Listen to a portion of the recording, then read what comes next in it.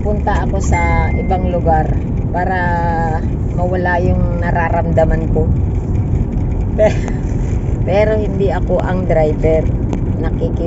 Nakikisakay lang ako ngayon. Sasamahan ko yung mga taong nagmamahal sa akin.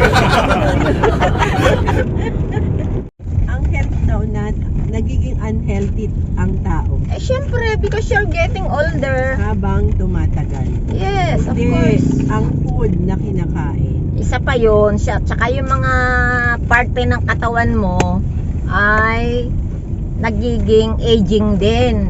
Kumbaga sa makina, nagluluma, nagkakaroon ng kalawang, ng kalampag.